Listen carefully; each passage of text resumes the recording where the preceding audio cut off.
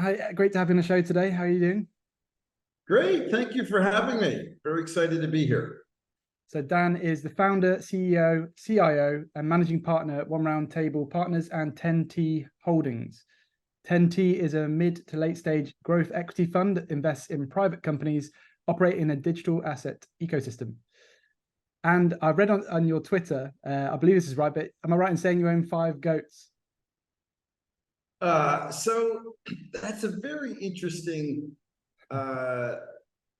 description that no one has ever asked me about, ever. And so those 5 goats are the 5 people who I've worked for in the first 20 years of my life, which was in the investment world. And so GOAT, as you know, is greatest of all time, right? And so the 5 guys who I worked for: Julian Robertson, Michael Steinhardt, Steve Cohen, Stan Druckenmiller, and Lord Jacob Rothschild. And so each one of those men are, I think, considered goats, or a goat, or the goat. That's incredible. In their respective areas. And so I put that up there because that's sort of part of my Twitter bio. It's my way of saying that's what I did in the first 20, 25 years of my life. And it's interesting. No one has ever asked me about that. So that's, but it's there because that's part of my life. Yeah. Well, that's incredible. And who was the last person you worked with in that journey? Is it Stan Druckenmiller or someone like that, or was that earlier? Well, actually, it was back at Steve's place. I did a stint with Steve, left to go work with Stan, and then came back to Steve. So, yeah, ended up in total working for Steve for about 10 years. And I actually sat right next to him probably for about 5 years. I didn't trade equity. I was the macro. So I focused on bonds, currencies, emerging markets, commodities, ran my own portfolio there. Steve and I for a while managed an account together as well in macro. But yeah, that was a great experience. Steve's perspective is incredible. He's a little different stylistically than me. I tend to be more sort of long-term and macro, and Steve more short-term and equity trading. But, that was part of, I guess, the synergy that worked. I don't think there are that many people that worked 10 years at SAC, or now it's called Point72. But yeah. At the time, we had a good, it was a good fit there. Yeah. That sounds, it's great to have that experience with five incredible people like that. Well, let me just say this. What it does is it hones your process. And so my investment process isn't something that's just come out of thin air. It's come as a result of having worked with those 5 goats and all the different things that I learned from them. And at the same time, I have my own track record. DTAP Capital, which is my own entity that I launched in 2003, still exists today. Not active, but the entity exists today. And, I have my own track record, 16-year track record managing a portfolio, and that's with daily marks and weekly, monthly, living sort of right, right on the edge, and not a relaxing existence, but it ended up being, highly rewarding. And so I mentioned 5 goats in my Twitter because that's really an important part of my life and process that I used to actually make investment judgments for 10T, and will do so for 1RT, which actually is launching, having its first close in July. And we already have a few $100 million coming in. And again, 1RT's strategies pretty much the same, I would say, but with a little bit different spin than 10T in terms of building a portfolio of companies, private companies in the blockchain, Web3, crypto, space. I call it all 3 because, different people call it different things, but these are the larger companies in the space that we're focused on. Companies really with revenue over $40, $50 million. They're at their growth stage, not venture. And 10T, thankfully, we had 3 funds. No more go forward funds, but we're still super active for the LPs and looking out for co-invest opportunities. And of course, realizations. We've invested in 26 companies in the 2.5 years, invested $1.2 billion in 26 businesses. We now sit on about, I think it's 11 boards, have 350 investors. It's been, a great, very exciting run. Similar to your own at Optos, where just 3 years ago, you've moved from having, what did you say to me before? 0 to 100,000? Yep. 100,000, yeah. Yeah, I mean, I think that's just fantastic. So anyway, well done on you. And how many sort of these growth stage companies exist in the blockchain space nowadays? Is it growing? Are you seeing Yeah, that's a great question. I mean, some people, so when I started the fund and had the idea for it in the middle of 2019, there were only 14 companies in the world that had a market cap over $1 billion. And I would say probably not more than 15 or 20 that had a market cap of over 400 million. And in the beginning, people used to say to me, Dan, this is a great idea, but the reality is that there aren't enough companies for you to invest in. And so I thought, well, maybe that's true in the beginning, but there are going to be a lot of companies. And so, I would say half the first investor meetings I had was dealing with that question and convincing people that, yes, this world will grow. And of course, today there are over 100 companies in the space that have a value of over $1 billion and probably 150 over 400 million. That's down from around 240 or so a year ago at the peak. But still, I mean, you're talking about a very, large universe of companies. I still don't understand why I'm the only active fund in the space. I'm an old-time macro guy, and I would have thought that some of the more traditional private equity guys, or even some of the, very successful venture funds would have moved from focusing on seed and A round to some of the later, stages B and C. But again, it's a very different strategy. I don't do venture. I don't invest in the cryptocurrency themselves. I'm not trading. It's a private equity fund, 10-year life. And, we're very careful about valuation of the 26 companies I purchased. I did not pay over 10 times revenue for any of them. So I passed on, FTX and Celsius and BlockFi. And we passed on companies that we liked as well, like Fireblocks and Copper and Alchemy. They were trading at valuations that were just astronomical in the second half of 21 and 22. Yeah. And so we were very careful. And then we deployed a large chunk of our capital in Q4 of the remaining Fund 3, because I really think the low for the space happened essentially right after the FTX collapse. And I say that because, if I think about what could be the most negative thing that could happen for this space, it was this guy, SBF, going from a hero to a fraud in a matter of 6 weeks. And I just think that we're not going to have anything as negative as that. And on the announcement of that news, the Ethereum price couldn't make a new low. The Bitcoin price went down, but then came back. And as all old-time sort of traditional traders know, that's what's called a bullish divergence.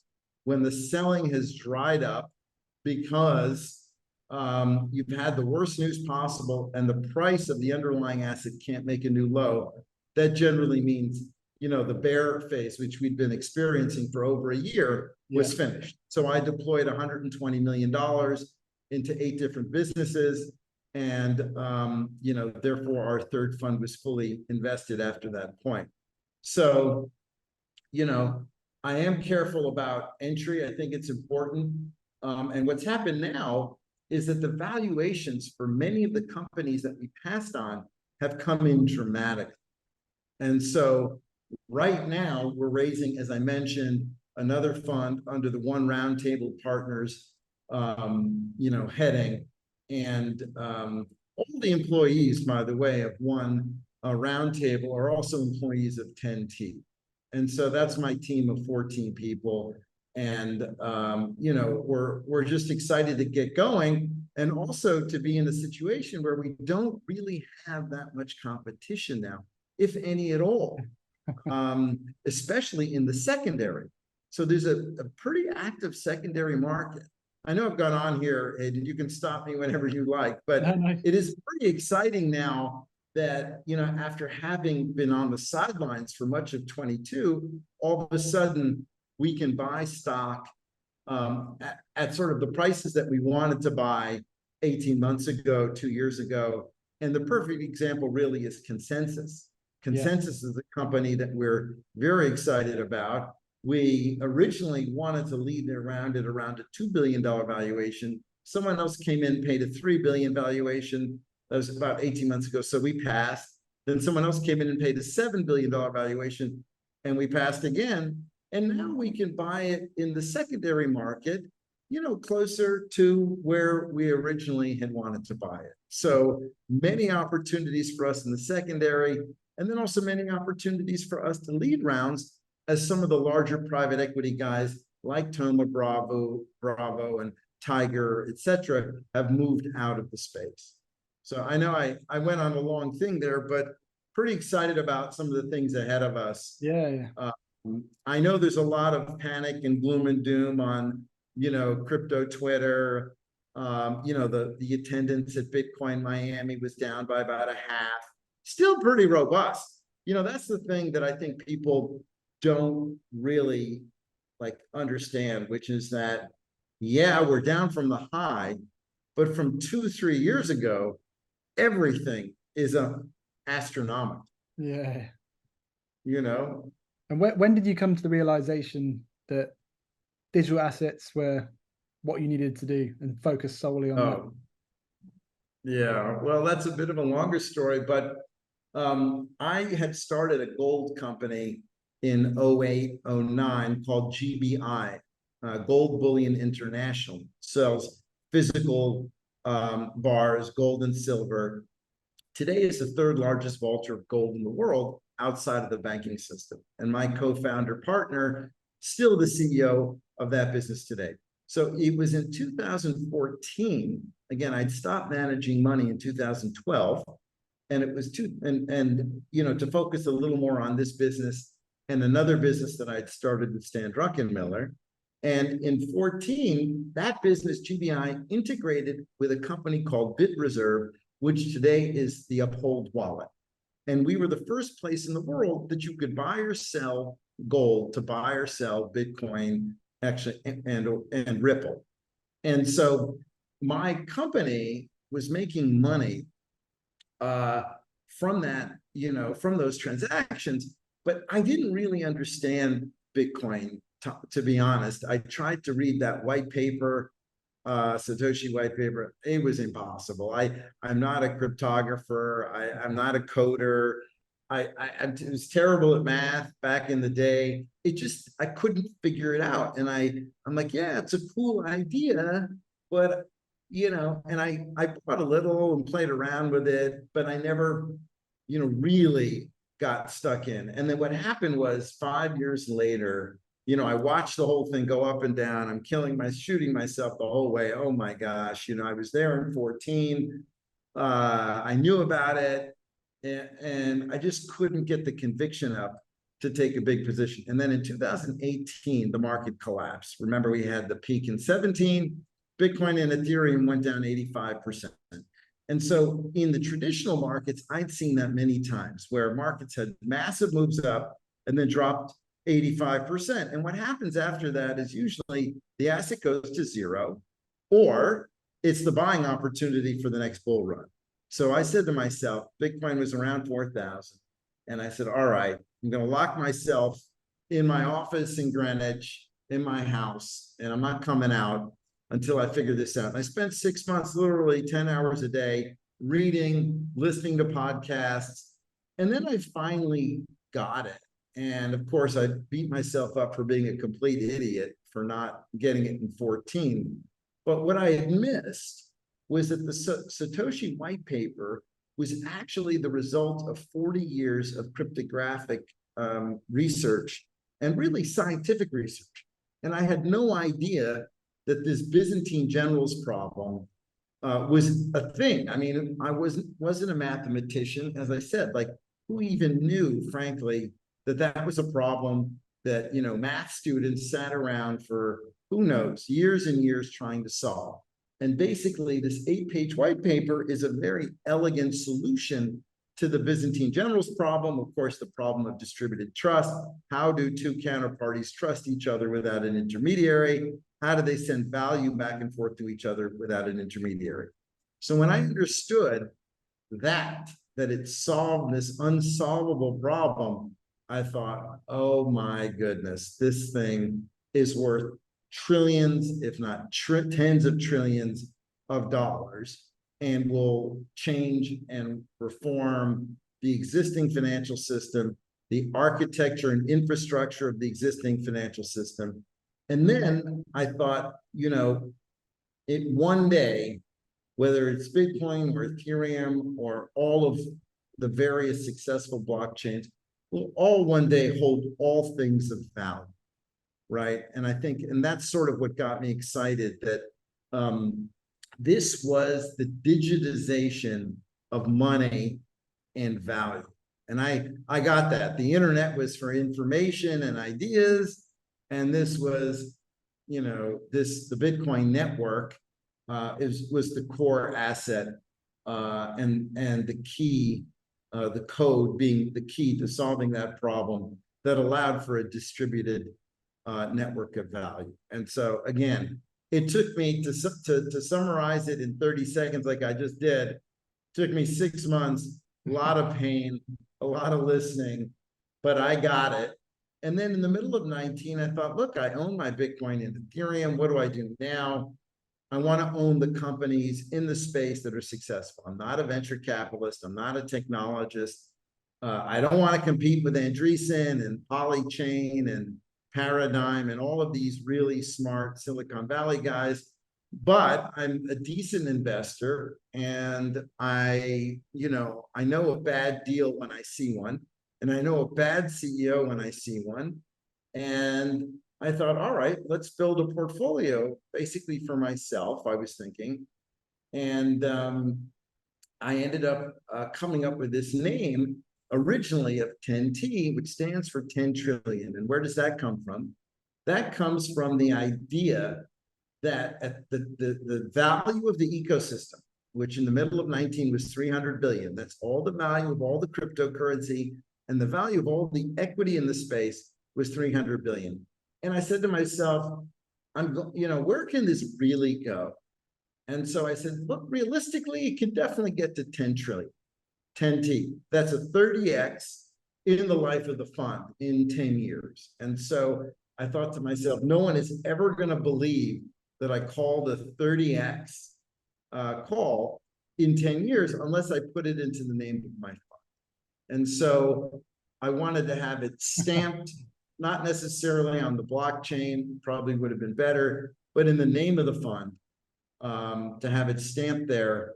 And actually now, today, we're at 1.7 trillion. And last year at the peak, we were at 3.2 trillion. So we had done a 10x in only 2.5 years as of last at the peak. And it's still up 5 or 6x. That's why I say that these people especially the traditional press, who are so negative about the space, don't really understand and haven't done the work, just how vibrant it is and how many different things are going on.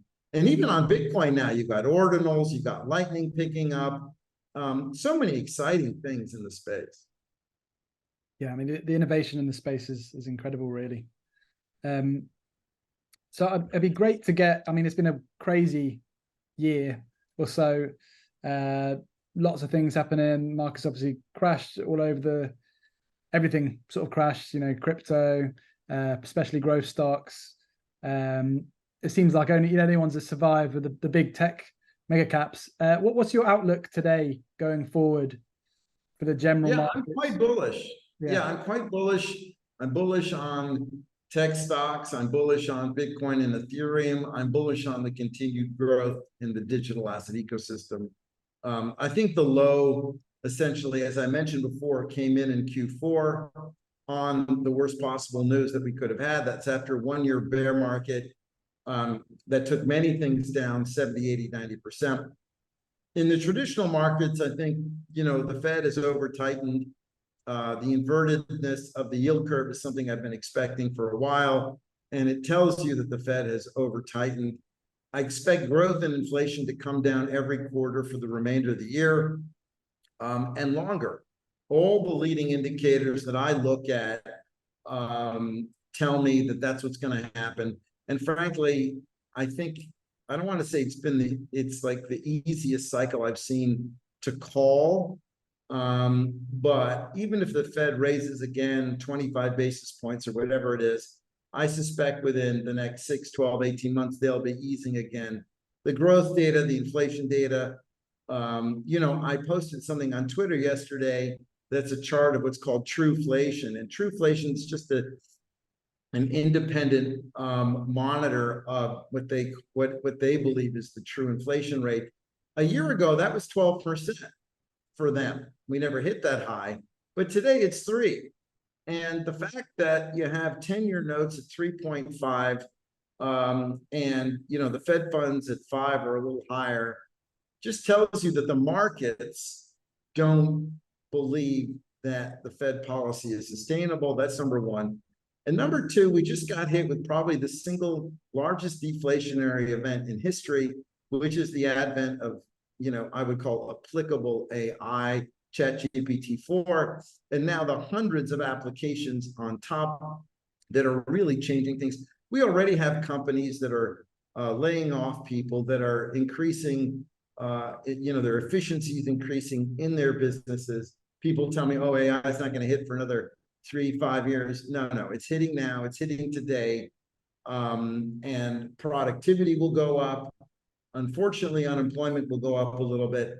But this is going to put a dramatic, pressure on, I think, wages and just prices more generally. You can do a lot more now with fewer people. And look, even my investor letter that I put out last week, my analyst who puts it together, who I've made sort of head of AI, he used AI to write the letter. And in fact, the one page that we wrote on AI, AI's impact on blockchain, crypto, Web3 businesses, we wrote with AI. So, I mean, it saved a tremendous amount of time. I just think it's something very new and therefore underappreciated. And I think JP Morgan recently put out a study showing that a lot of the gains in the tech, in the NASDAQ, the leading stocks, has come as a result of, the markets trying to discount the impact of AI on our new world. So I think it's pretty exciting. I think the lows are in. I have a pretty high degree of confidence that by the end of the year, all the markets I mentioned will be in higher prices. That's by the end of December than they are today. That doesn't mean we can't have like a sell in May, go away situation over the summer.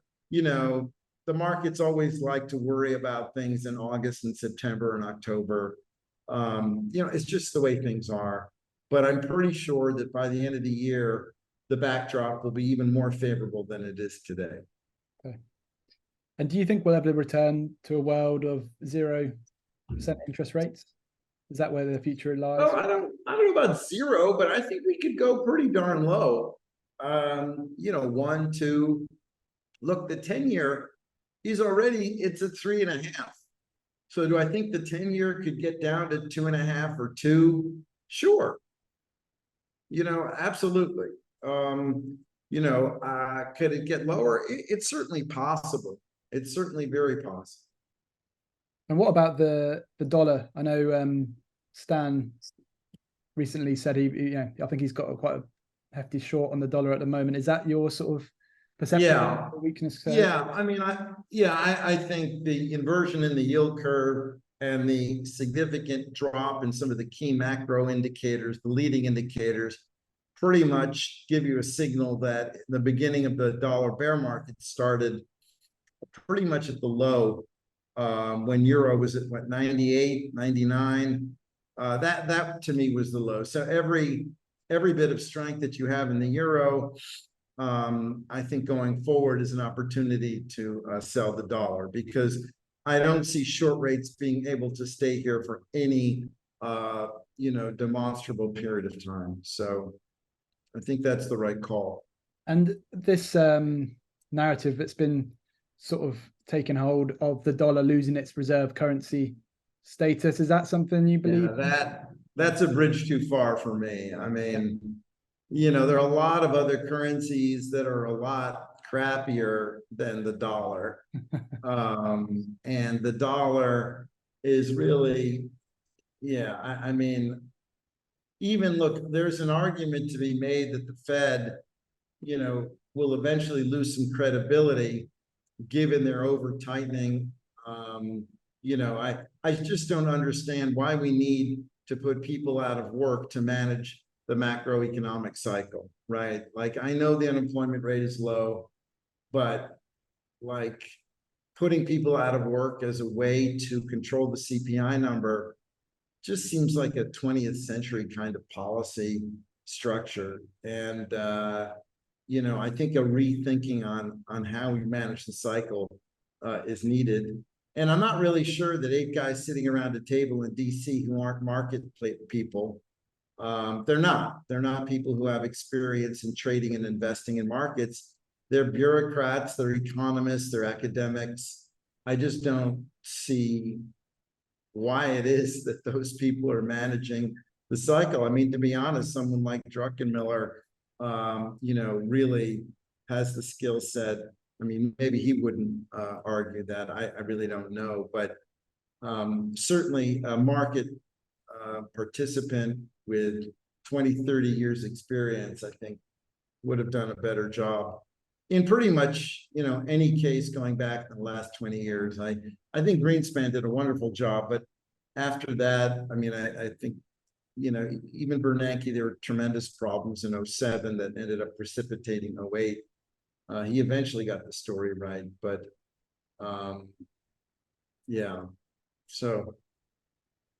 And with all this chaos that has happened from the Federal Reserve, do you think everyone will ever trust them again to manage their money, or is this the start of? Yeah, I mean, look, I think it takes a lot for structural institutional change, right? So is there a better way to do this? Yeah, I think so.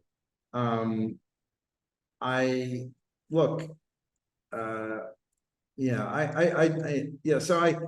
thinking that the dollar is going to lose its value. I mean, I'll tell you this, I can think of a scenario where, let's say not today, but in 2-3 years from now, we have younger people running the country that is America.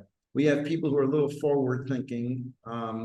And let's say that they start to understand that the stable coin business is at its infancy and is going to grow. Understand that there was $8 trillion settled last year in stable coins. And so that would be a wonderful opportunity to cement the dollar's position globally. If the US authorities actually understood that the dollar could be at the center, along with Bitcoin and Ethereum, and but the dollar could be at the center of the digital space by encouraging the growth of dollar stablecoins. I mean, it wouldn't matter almost what the Fed would be doing. I'm talking from a more longer term basis, right? The problem now is that maybe there are other currencies that see the digital world as the future, and maybe they start to encourage and grow the stablecoin business with their currency as a backing. So that would be a way, for instance, that the Yeah. dollar, could, without any doubt, claim sort of supremacy in the world currency and within the digital asset ecosystem. Right now, the US is going the other way. So I think that there are a lot of factors when you talk about US dollar losing its primacy. It's a bridge too far for me. Yeah, I don't see why you can't have, the dollar will be in competition with Bitcoin. It'll be in competition with other assets that are in the digital asset ecosystem. And I don't think competition is bad. I mean, look, the reality is the dollar is down 99.9% against Bitcoin over the last 12 years. Yeah. So you tell me, has the dollar lost its, maybe it's lost its primacy versus Bitcoin already? Yeah. Literally.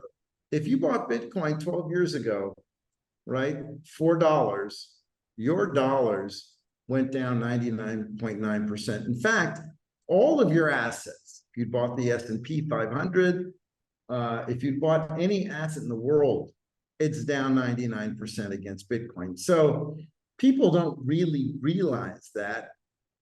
If they did, maybe they would diversify a little bit into Bitcoin, which is, I think, would be a smart maneuver for people.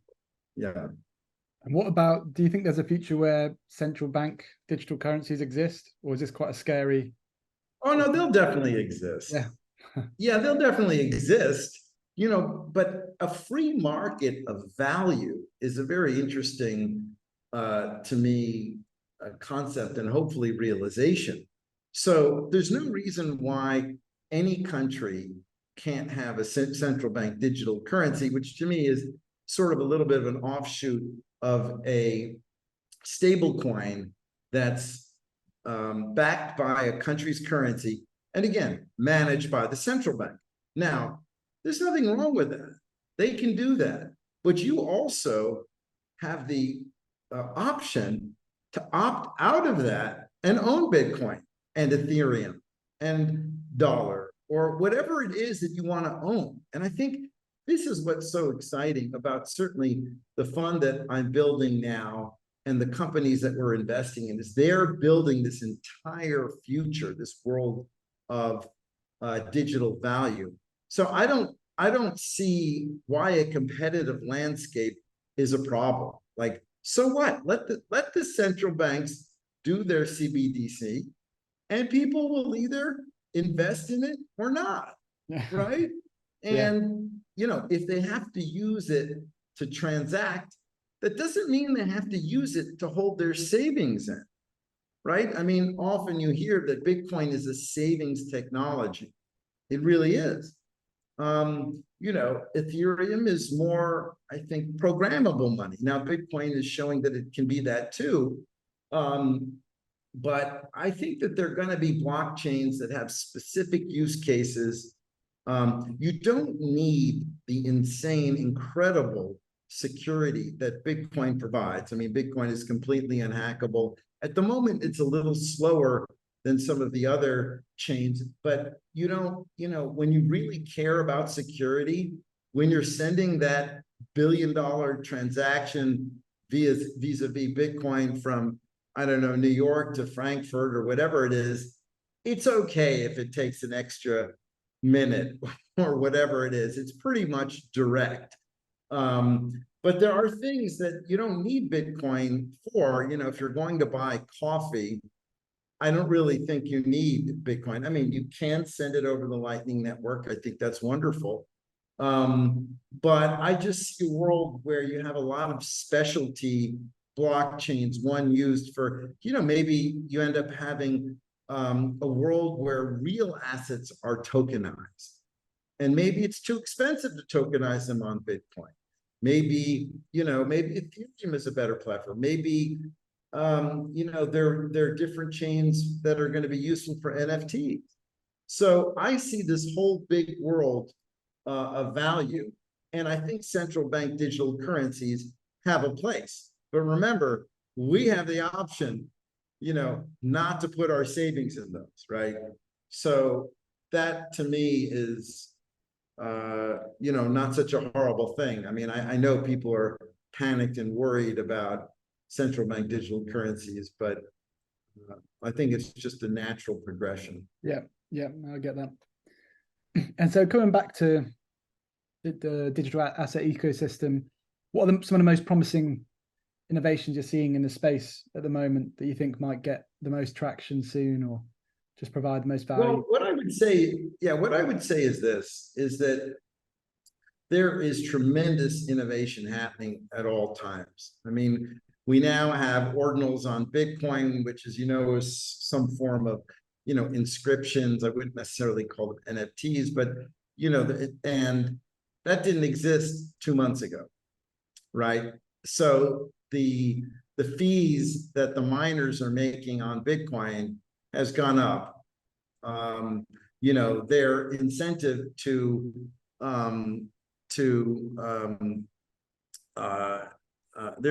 to monitor and validate, the blockchains, the transactions on those blockchains has gone up. And it wasn't like that 2 months ago.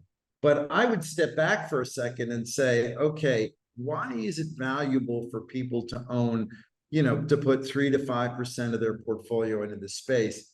In the last 3 years, you've had the stablecoin business move from zero to, as I mentioned already, $8 trillion in value settled just last year. You've got the world of DeFi. You've got about 40, 50 billion locked, TVL locked in DeFi. That's a tremendous, yes, it's down from the high of what, 150, 180 billion, but that was zero 2.5 years ago. So people don't step back. That's a tremendous innovation. The metaverse NFT blockchain gaming space, again, zero 3 years ago, I think is a tremendous potential for growth, all sorts of ways to apply NFTs. And you're starting to see traditional businesses actually try to incorporate blockchain into their business models. You saw Starbucks partnership with Polygon 3 years ago. You never would have seen that, right? And then I always mention this crazy one, the California State DMV, Department of Motor Vehicles, which is probably as uneconomic, an uncapitalistic organization as you could think of. They're going to be putting people's licenses on the Tezos blockchain. I mean, that's crazy, right? I mean, it's just crazy. That's new. It's innovation happening all the time. So DeFi, stable coins, NFTs, I mean, blockchain gaming, I go on, and people are wondering like, oh, where's the innovation? I'm like, you gotta be kidding. At the end of the last bear market in 2018, there was none of this stuff. People were worried. Ethereum went down to $90. People were worrying that ETH and Bitcoin were going to go to zero.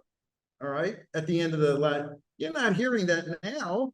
And so, unfortunately, the traditional media has failed to do the work.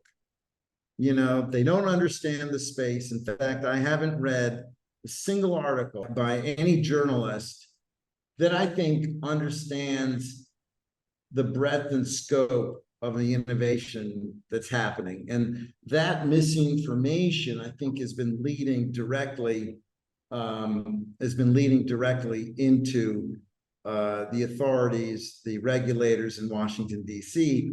And if you now look globally, you look at Dubai, you look at Singapore, you look at these places, Zug in Switzerland, these places are encouraging the growth of companies that are in the digital asset ecosystem. You even see the UK, I've heard in the next 6 months is going to be coming out with a framework that companies and then, protocols, early stage protocols for them to set up business there. And so I just, look, I don't necessarily want to blame the journalists in a way from the traditional world, because this is hard stuff. Like, this is hard to understand. I get it. They've got lots of things going on. But you really need to read things like Blockworks, The Block, Cointelegraph. You really need, these are the, I think, budding sources of information that people should be focused on, should be reading, should be learning, going to these conferences that are out there. And, for the moment in the US, they're just behind the rest of the world. And part of the reason is the US hasn't really ever understood currency. The average retail investor thinks about NASDAQ, right? They're not thinking about the dollar. And, you go to somewhere like Australia, where we have a lot of investors, everyone knows where the Australian dollar is trading against the dollar. They also are big investors in gold, so they understand store of value. And it's also a country that looks out beyond its borders. It's a gigantic piece of land, almost an island. It is an island. They look out and they look towards innovation, and they're risk takers as well. And so you have people around the world who get it, right? And I even haven't gone into this whole concept of banking the unbanked, right? For people living in the emerging world where you don't have proper fiscal and monetary policy, cryptocurrency is a godsend. And they're not calling it Web3. They're not calling it, blockchain technology. They're calling it cryptocurrency. And holding cryptocurrency, whether it's Bitcoin, Ethereum, or something else that they like, is ultimately a much better savings technology for them than their local currencies. Yeah. Turkey, Argentina, Venezuela. I mean, Nigeria, go down the list of countries around the world. Yeah. So why people don't get this, that it's a benefit for the entire world, is really beyond me. I mean, how can it be that I am the only growth equity guy with an investment track record in the space, investing $1.2 billion? It's got to be that there are guys out there who invest in private businesses, technology businesses, other types of businesses, payments businesses, who see the value here. But, so far it's been very slow. That baffles me as well. I couldn't believe that. It's grown so large as well, right? So you would have thought a lot of people have had time to get involved. It's been quite a number of years now since it started to get going. And got a few of your investments from 10T are in the NFT space. I thought maybe you could just touch on what interested you about Yuga Labs, Doodles, things like this. Yeah. Well, first of all, Animoca. Animoca is our largest position by far. Animoca, to me, if you're going to own only one business in the blockchain gaming metaverse NFT space, it's Animoca. They have a broad, diversified also portfolio of venture type investments, over 300 of them. They made more revenue in 22 than in 21. If you think about that, everyone's complaining about the bear market and how diabolical it is, etc. Yet this company, made multiples actually of revenue in 22 versus 21. They have a guy at the helm, the chairman, founder, CEO. I think he's an active chairman. They have someone else who acts as the CEO, but who's very involved. Yat Su. Yat is a visionary. Yat is defining even what the open metaverse is. We've invested over $150 million into that company alone between the funds and the co-invests. I just think many different verticals in that business, operational as well as investment. I mean, essentially they buy games from the traditional world, video games, and I would say, blockchainify them. They've also moved into sort of more innovative new uses for NFTs. Tiny Tap, they were calling it EdTech, just had a massively successful drop. I don't know if you followed that. So for me, as an investor that just wants to get broad exposure to the space, because I am not going to be able to pick, which blockchain is going to be successful or which, venture business. I just know that if this space is going to grow as I think it is, I'm pretty sure Animoca is going to be at the center of it. So that is by far the largest investment. Yuga is very interesting. We invested through an SPV. I just think that there's an innovation in marketing there that is something that I have never seen before. Not only did they get famous people to buy for hundreds of thousands these Bored Apes, those famous people, okay, and we added this up in our analysis, that of the top Bored Ape holders, they had over 1 billion followers on Instagram and Twitter. Over 1 billion people that Bored Apes speak to. So if you can imagine that, you have a company like Yuga, they ordinarily, to get an audience of 1 billion people, you'd have to pay some of those superstars tens of millions of dollars. And so they have a business model, where stars pay them essentially for these PFPs. Then they advertise how much they're part of the Bored Ape community, right? So they have built a community for zero cost. Now, again, you can say what you will about whether you think NFTs have any utility, this and that, whatever it is, but there's a very strong community that has a huge reach. And you know what's the most incredible thing is they built that community in 1 year. So I think it's the fastest, certainly, growth to reaching 1 billion people in the history of the world. So that was my initial light bulb moment on Yuga. But look, we write 50 to 70 page investment memos about each of our companies. We share them with our LPs. We spend months of work. We do months of work on most of our investments. We have some very small investments where we may do a little less work, but we have half the funds of the 1.2 billion. We have around 600. That's funds and co-invest in Ledger, Animoca, Deribit. Those are pretty significant, and Kraken. So those 4 companies have almost half of our total assets. And I am comfortable that those companies, from where we purchase them, will make multiples of return.